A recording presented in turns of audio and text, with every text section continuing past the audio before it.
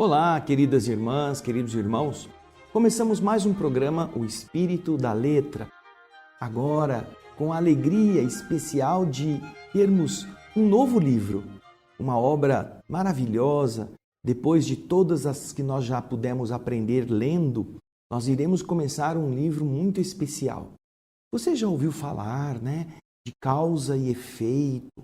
Você já ouviu falar de coisas que a gente tem que pagar porque a gente fez, ou que a gente recebe por também termos tido o merecimento de alguma coisa boa? Estas ações e reações são próprias da lei. E não é ninguém menos do que o próprio Jesus que explica sobre isso. Você se recorda no Evangelho que o Divino Mestre, em alguns casos, quando curava uma pessoa, dizia a essa pessoa: vai, que a tua fé te curou. Não fui eu, foi a tua fé. A maneira como você encarou a dificuldade, a maneira como você reagiu às limitações, como você aprendeu a superar os problemas sem se tornar uma pessoa má, sem desejar fazer outros sofrerem. Tudo isto que significa fidelidade, que é a fé, fides, fez com que você merecesse se livrar do problema. Eu estou fazendo apenas, dizia Jesus, a tarefa de terminar, de arrematar o processo da dor. Mas daqui para frente, você está livre dela.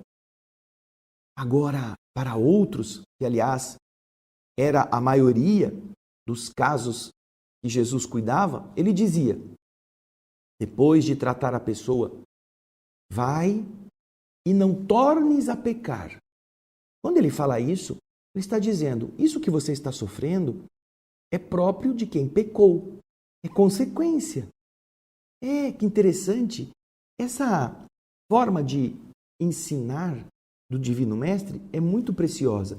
Vai e não faça isso de novo, não peque novamente. Você está assim porque você pecou. Porque se você, depois de melhorado, dizia Jesus, depois de melhorado, você voltar a pecar, coisa pior vai te acontecer. Por 2 vezes, nesta segunda fala, Jesus afirma a dor como consequência do pecado. Pecado é uma palavra genérica, nós sabemos, que representa tudo aquilo que é errado. Não é só a infidelidade sexual ou afetiva. Pecado é a ação contrária à lei divina. Jesus então explica: você está assim porque você agiu errado. Agora você vai receber a ajuda, que não quer dizer que você sarou, você continua doente. Se você voltar a fazer as mesmas coisas, coisa pior vai te acontecer. Pior por quê? Porque você recebeu a ajuda e jogou a ajuda no lixo. Sua dívida agora é maior. É a mesma ação e reação confirmada 2 vezes. Primeiro, para falar que a doença foi fruto de uma atitude errada. E segundo, para dizer, se você continuar com a atitude errada, depois de ter sido aquinhoado com um benefício, a sua dívida é maior, você vai sofrer mais ainda. Coisa pior vai te acontecer. É a mesma lei. Nós vamos ver tudo isso neste livro que vamos começar hoje. O livro se chama Ação e Reação. Porém, antes de nós darmos início, eu gostaria de lembrar a você, este é o 9º livro. Nós já estudamos aqui os outros 8 e você pode encontrá-los todinhos, completos, no nosso canal do Espírito da Letra no YouTube. Ali você tem acesso a todas estas 8 obras. Começando com o livro Nosso Lar, você vai ter a oportunidade de entender como um espírito de mediana elevação e que não era espírita pode se encontrar no outro lado depois da morte. É o primeiro livro da série, uma referência bem explícita a algo que pode acontecer com todos nós e que nos ajudará a preparar-nos durante a vida física para voltarmos para casa com o mínimo de sofrimentos possível, porque dependerá de como nós agirmos aqui aquilo que vamos encontrar depois. Mas neste livro, André Luiz vai nos contando como foram os seus primeiros contatos com o mundo espiritual, o período que ele passou, 8 anos mais ou menos, que ele passou na região umbralina, na região escura. Depois, as descobertas ou as redescobertas do mundo espiritual, assim que ele foi recolhido na cidade Nosso Lar. Todas as novidades, todos os relacionamentos no mundo espiritual que para ele foram surpreendentes nesta rememoração. Inclusive, a informação de que, puxa vida, mas aqui nesta cidade é tudo igual à Terra, é tudo parecido com a cidade da Terra, e os espíritos lhe explicando, não, meu filho, a Terra é que é muito parecida com tudo que aqui existe, porque este é o mundo da verdade, a Terra é apenas uma ilusão temporária.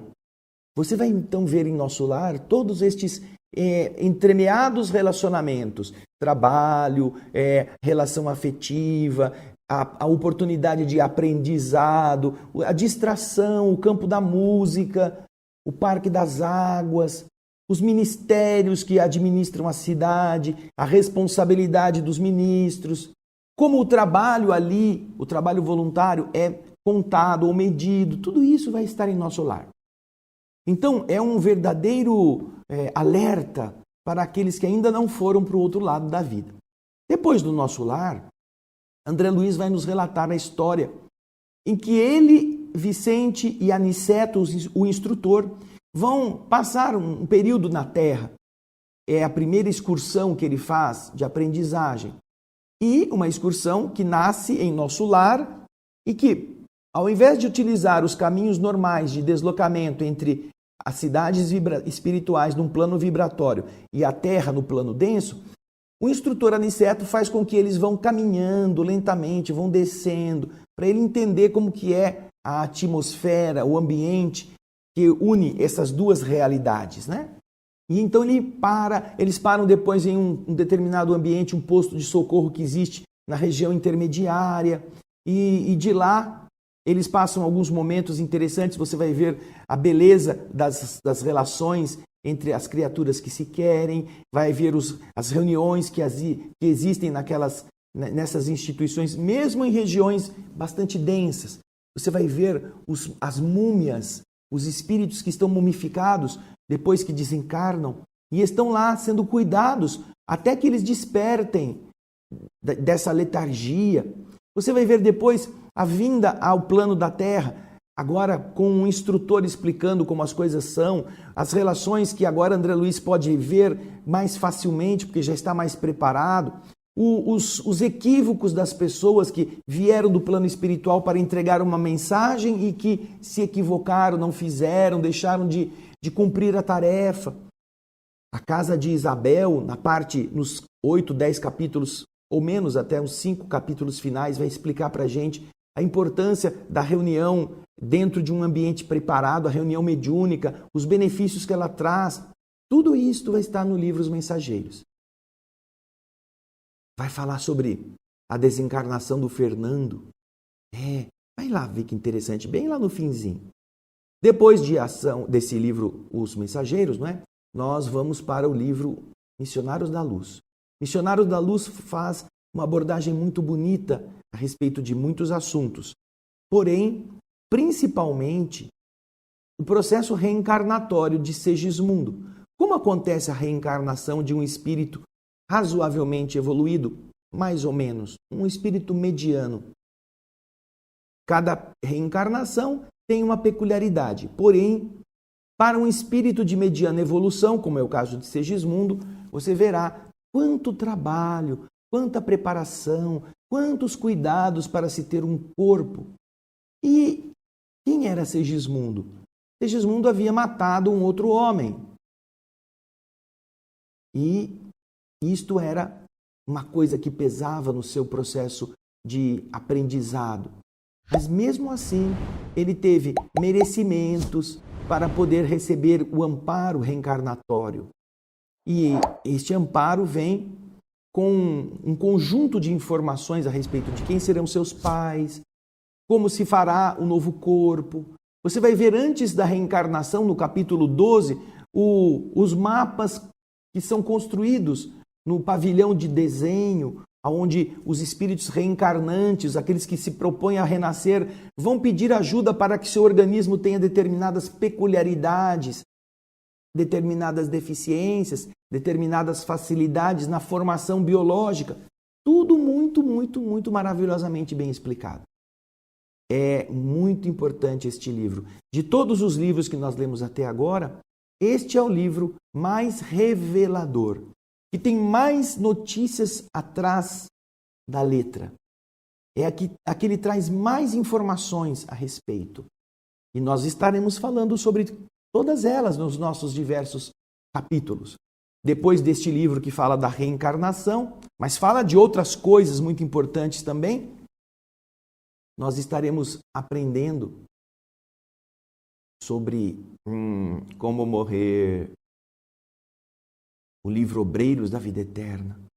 Esse livro Obreiros da Vida Eterna, que você está vendo na tela, conta 5 casos de desencarnação.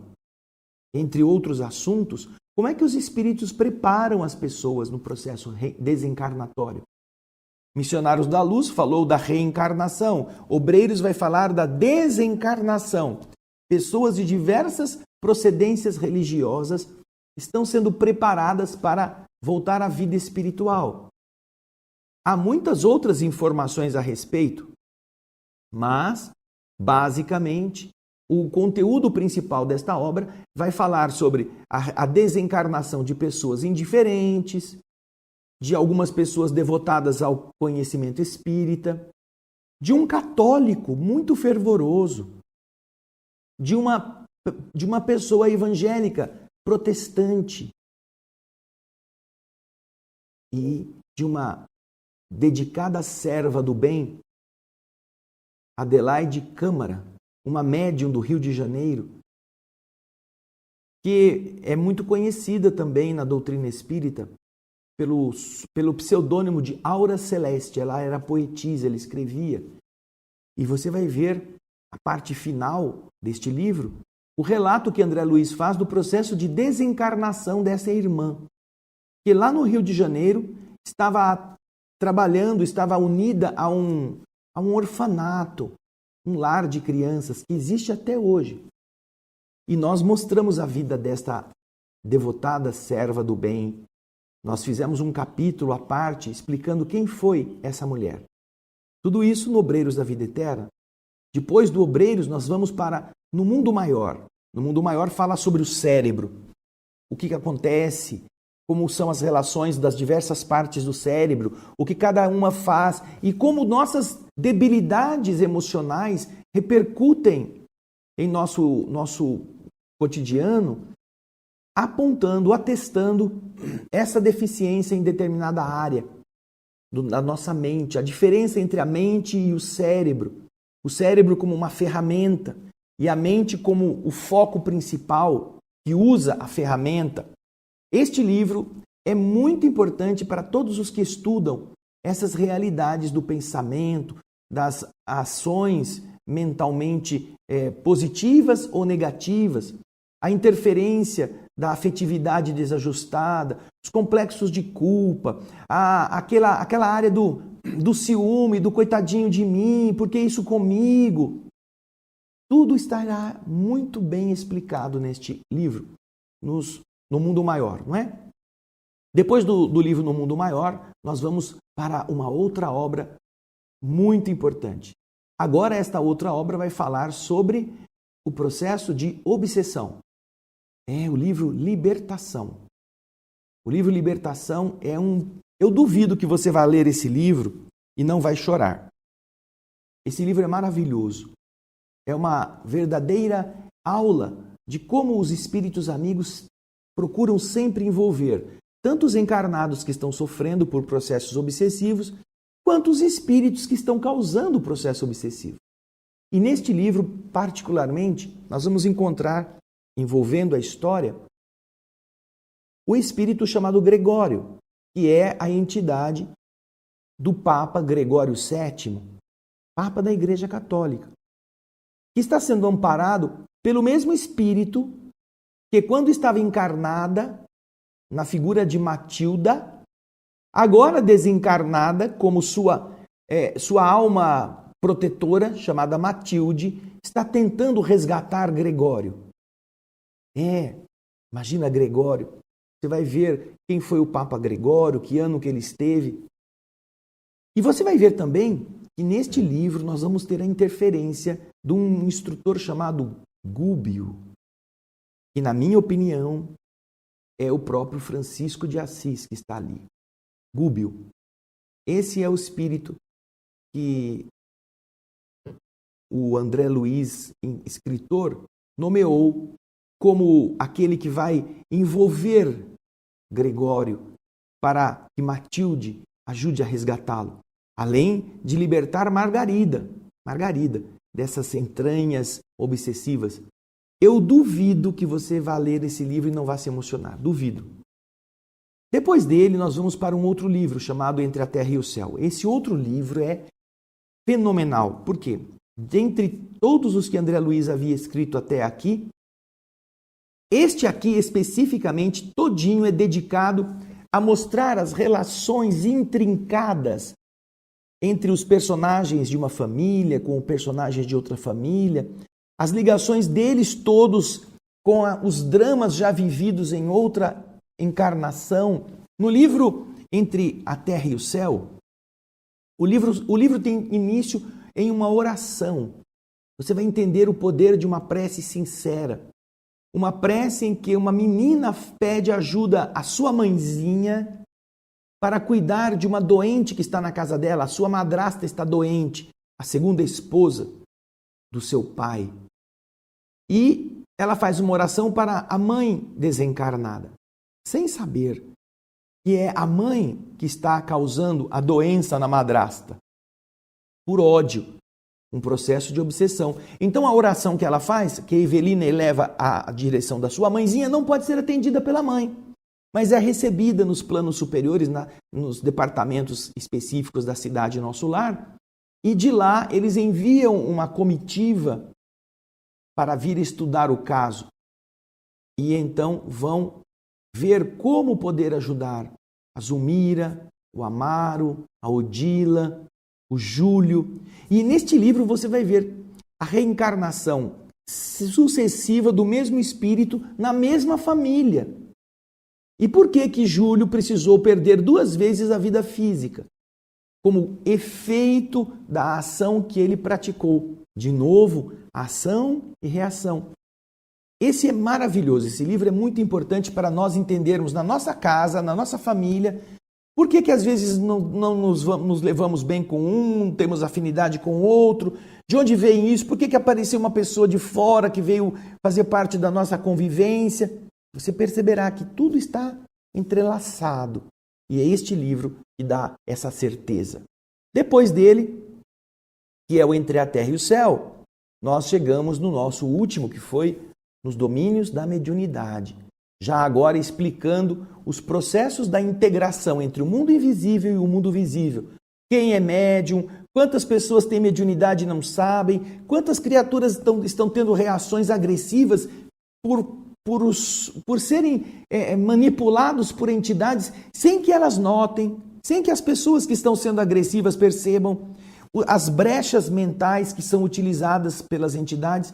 E é claro, não falamos aí de uma mediunidade completa, de uma mediunidade missionária, de uma mediunidade devotada, mas falamos de um processo de interferência espiritual em que o encarnado é o meio para que a entidade possa produzir os efeitos que queira, já que ela não tem braços nem pernas para fazer isso.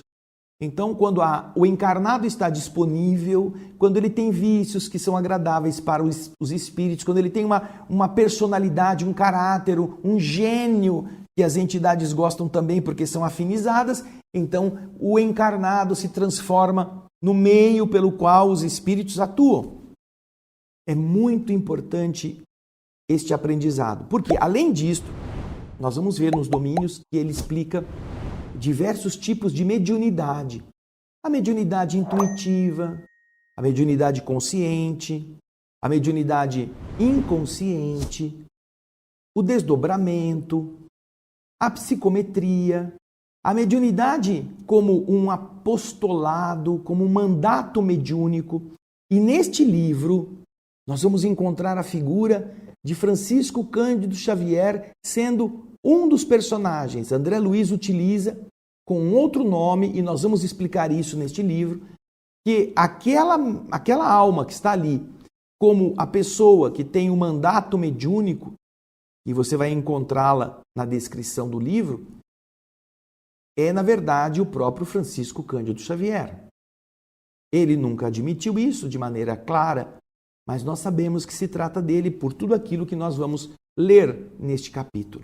Mas vai lá, vai no livro, nos domínios da mediunidade. E também tem coisas muito legais.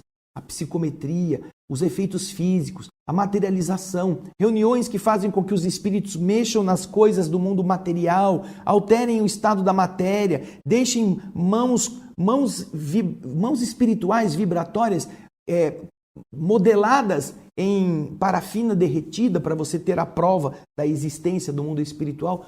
Tudo isso nós vamos mostrar, inclusive com fotografias neste livro.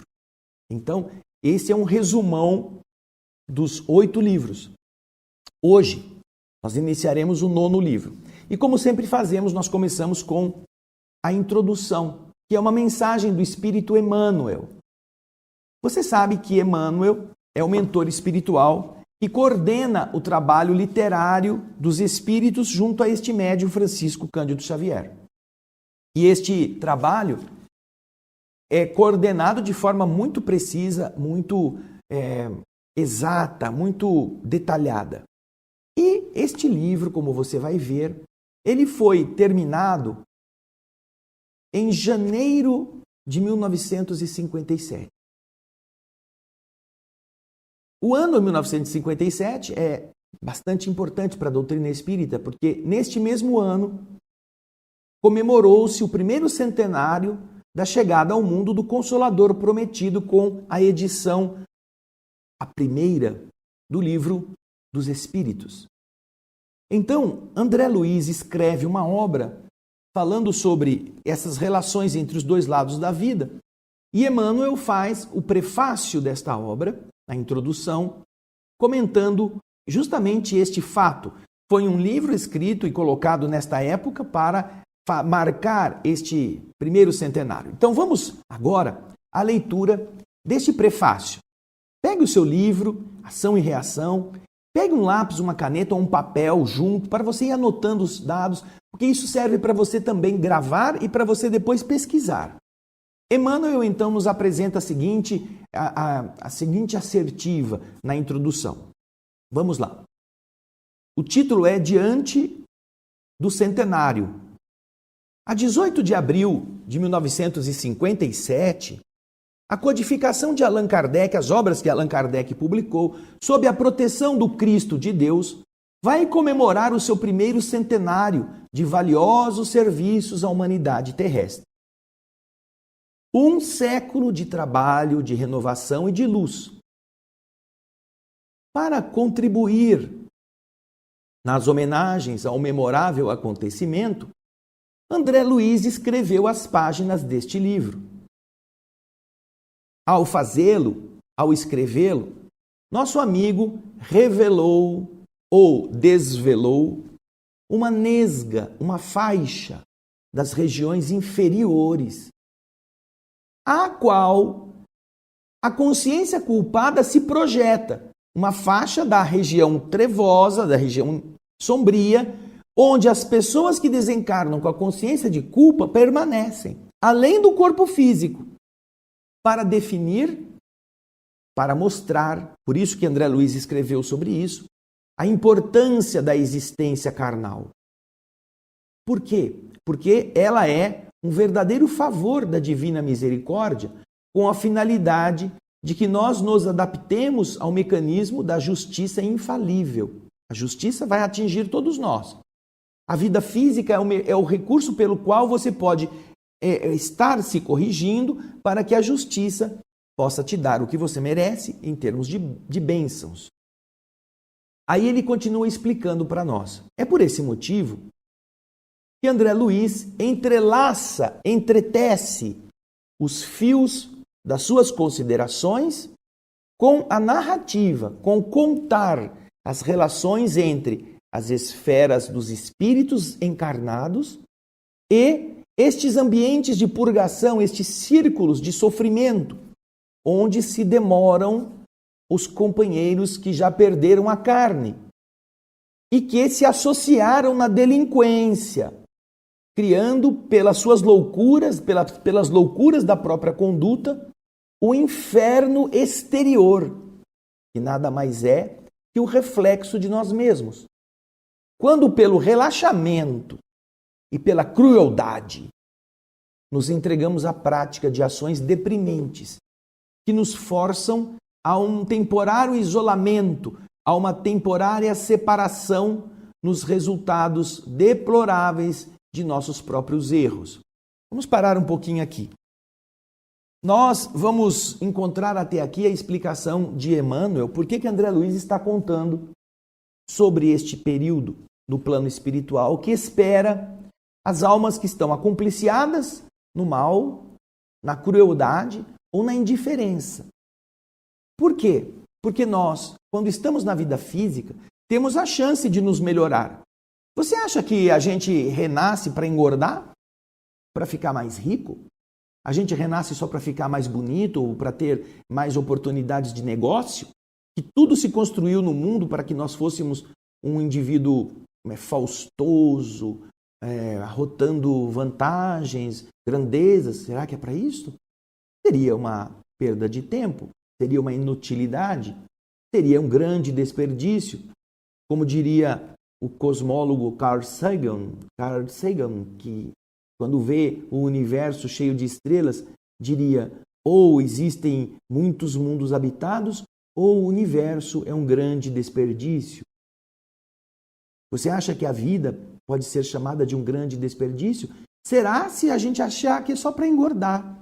E mais ainda, um desperdício muito pior, porque depois a pessoa morre e perde tudo.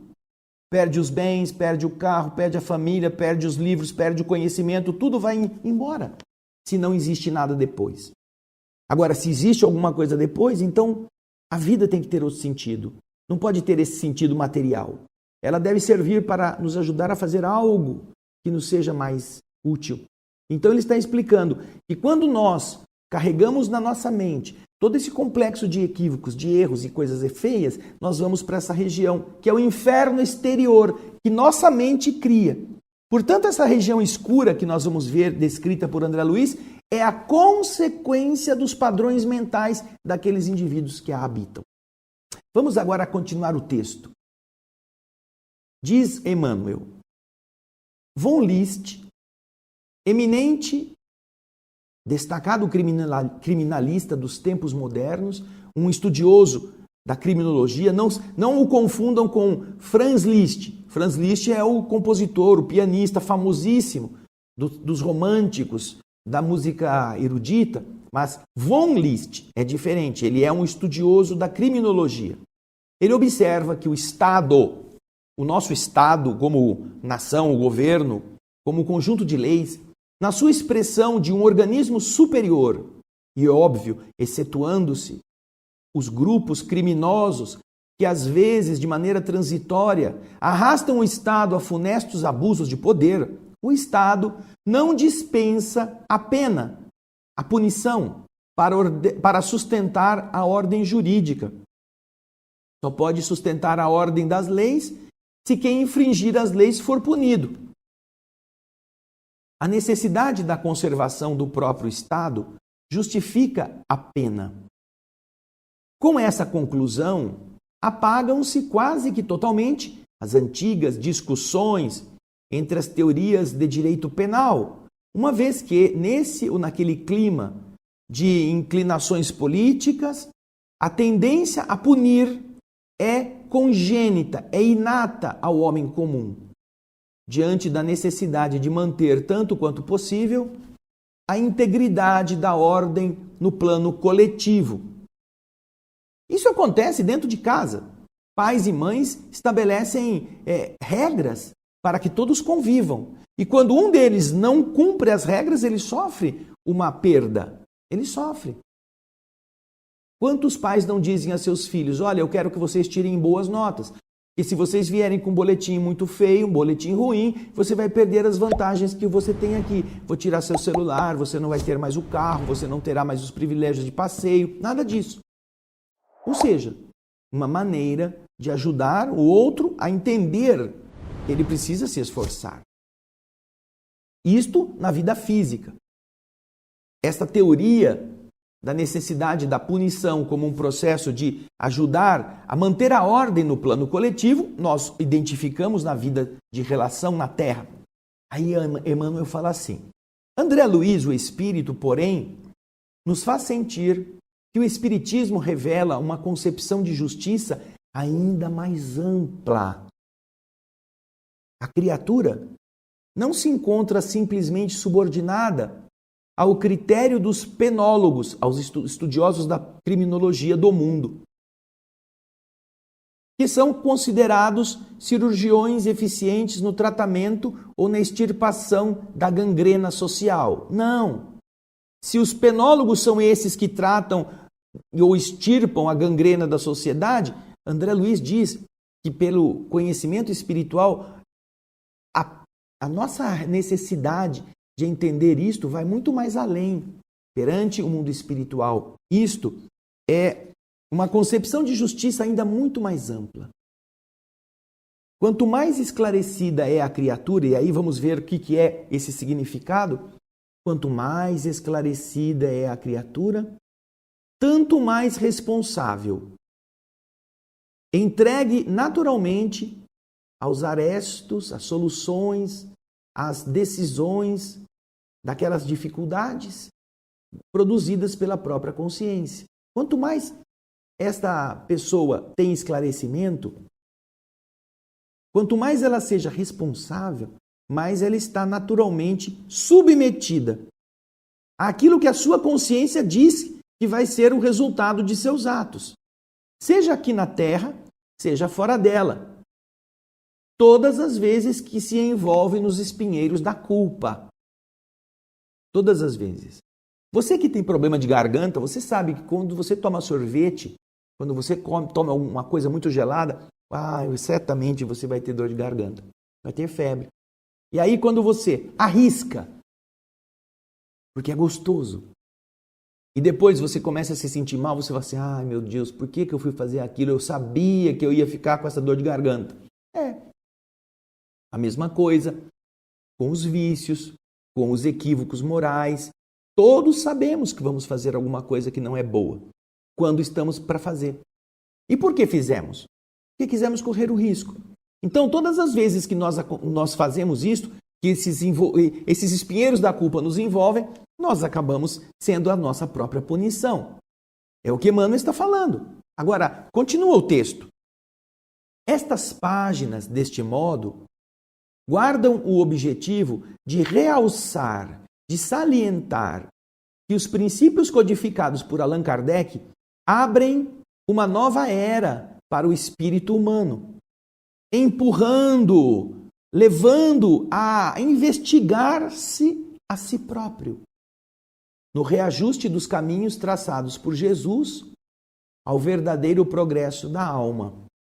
E explicam também que o Espiritismo, por isso mesmo, ele é o disciplinador da nossa liberdade, não apenas para que nós tenhamos na Terra uma vida social dignificante, mas também para que mantenhamos no campo do nosso espírito uma vida individual harmoniosa, devidamente ajustada aos impositivos, aquilo que é imperativo da lei universal perfeita, de acordo com as normas da eterna justiça, elaboradas, criadas pelo supremo equilibrador das leis de Deus, ou pelo supremo equilíbrio das leis de Deus.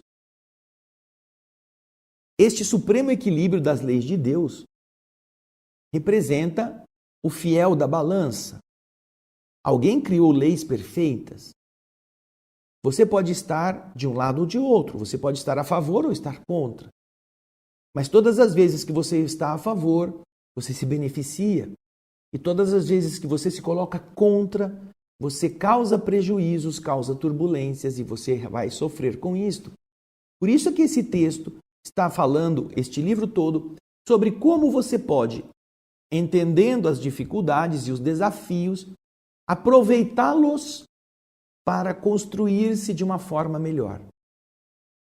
E Emmanuel então continua dizendo: esse é o motivo pelo qual, apresentando estas páginas ao leitor amigo, reconhecemos nos postulados que nós abraçamos não somente um santuário de consolações sublimes, mas também um templo de responsabilidades definidas para considerar que a reencarnação é um estágio sagrado de recapitulação, de rememoração, de voltar atrás para pensar de novo sobre as coisas que já fizemos, uma relembrança das nossas experiências.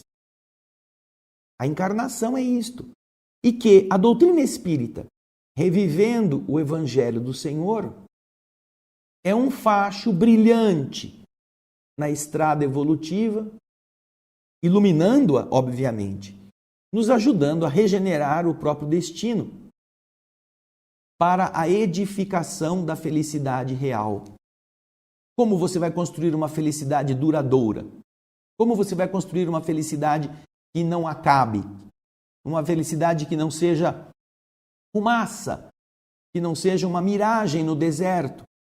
Você vai encontrar na doutrina espírita e nos ensinamentos que vão estar vinculando a gente às nossas vidas passadas, à vida das pessoas com quem estamos, ao projeto reencarnatório que nós fizemos, você vai encontrar, graças a essa doutrina, a maneira de edificar para você mesmo uma felicidade duradoura. Você imagina alguém que diga a você assim: olha, por que você não constrói essa sua casa que você quer construir com essas palhas que estão aqui, que elas são perfumadas, são gostosinhas, são macias, é fácil de construir. Aí você faz uma parede de palha e percebe que na primeira ventania ela vai embora. Outro manda você fazer uma parede de barro. O barro é bom, não sei o quê, mas cheio de trincas, cheio de dá espaço a bichos, pode mofar, o barro não vai ser agradável à vista, não vai te dar uma proteção muito grande. Outro fala assim: não, por que você não constrói a sua casa? Eu tenho uns blocos de gelo, parece cristais, são maravilhosos. Você vai poder morar numa casa e vai ficar tudo brilhando, tudo clarinho. Aí você põe o gelo, porque acha que vai ficar bonito e realmente fica, mas você percebe que com o calor ele derrete e lá dentro é muito frio. Mas daí alguém pode falar assim: por que você não constrói com mármore? Mármore é maravilhoso. Ele não precisa ser tão pesado como uma parede de barro. Ele é resistente, ele é brilhante, ele é bonito, ele é lustroso. Então, você escolhe o material como você edifica a sua felicidade.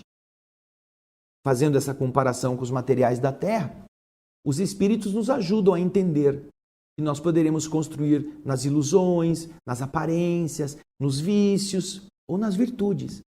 E quando construímos nas virtudes, construímos com o mármore precioso, construímos com o cristal verdadeiro, construímos com tudo aquilo que não tem fim, que vai estar sempre perene.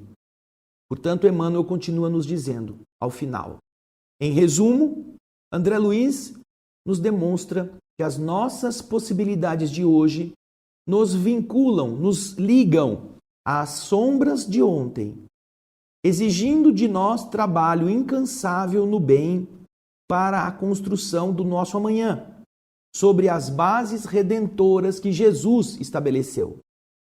Exaltando assim os méritos inestimáveis da obra de Allan Kardec, nós te saudamos comovidamente o abençoado centenário. Nós saudamos a chegada de mais um século, do primeiro século da doutrina espírita no mundo. Saudamos todo o esforço de Kardec, todo o esforço dos espíritos, todo o esforço da espiritualidade posterior para levar isto que chegou ao mundo 100 anos atrás. É o que Emmanuel está falando aqui. Pedro Leopoldo, 1º de janeiro de 1957. Essa é a data em que ele firma, no primeiro dia do ano, esta lição que apresenta o livro. Tudo que você vai encontrar aqui está dentro desta linha. vai falar das regiões escuras, das regiões penumbrosas, vai falar das coisas que levam os espíritos a estar ali. E você vê que Emmanuel, em um determinado trecho aqui da sua alocução, ele diz que o Espiritismo, por isso mesmo, é o disciplinador, como ele está colocando, da nossa liberdade. Por que ele é o disciplinador da nossa liberdade? Quando alguém fala em disciplinador, você já encontra, é um homem chato, um homem que ficou chicote, uma pessoa que bate se a pessoa errou, um professor que tem uma palmatória. Não, o disciplinador de nossa liberdade. Você mesmo, entendendo os princípios que a doutrina espírita mostra, que são os de Jesus, vai aprender a conter-se por sua própria escolha. Não precisa de ninguém batendo em você. É você que vai entender isto. Se você sabe que daquela conduta você terá um sofrimento no futuro, você fala, mas por que eu vou fazer isso só porque é gostoso? Se eu vou sofrer depois. O que é melhor? Eu passar 15 minutos feliz e uns anos sofrendo? Ou desprezar esses 15 minutos e evitar anos de sofrimento? Por isso que é a disciplina da nossa liberdade. E isto é uma forma muito importante de relembrarmos de Jesus. Porque Jesus também, como eu disse no começo, foi um disciplinador da nossa liberdade. O que ele fez? Vai, que a tua fé te curou. Você teve a liberdade de aceitar a doença, de aceitar o problema e de se comportar adequadamente. Mas para outros ele disse, vai e não tornes a pecar, para que coisa pior não te aconteça. É o disciplinador da liberdade. Quer fazer? Pode fazer. Mas se fizer, vai sofrer muito mais do que estava sofrendo até aqui. Como Jesus representa esses mesmos princípios que a doutrina espírita, que ele prometeu ao mundo, como Consolador prometido, iria também relembrar e ampliar os ensinos, nós temos a mesma disciplina. A mesma disciplina das nossas condutas, não porque alguém agora nos vai bater, mas porque nós mesmos é que vamos nos ferir, pela nossa própria vontade. É muito bom saber como fazer para evitar isso, não é mesmo? Então, este é o livro que nós vamos começar no próximo programa. O livro Ação e Reação. Eu espero que você possa tê-lo, que você possa estar pronto e na próxima semana você esteja com a gente. Obrigado por tudo aquilo que você já nos fez em elogios, em estímulos, em sugestões ao longo de todos os outros 8 livros. E agora vamos esperar você para o 9º. E se você puder, dá um joinha, compartilha, manda para os seus amigos, fala, gente, começou o livro novo, vamos estudar juntos, vamos lá. Ação e reação. A sua ação produz reação benéfica nos outros também. Então, põe em prática o título do livro. Eu espero você na próxima semana. Muito obrigado e muita paz.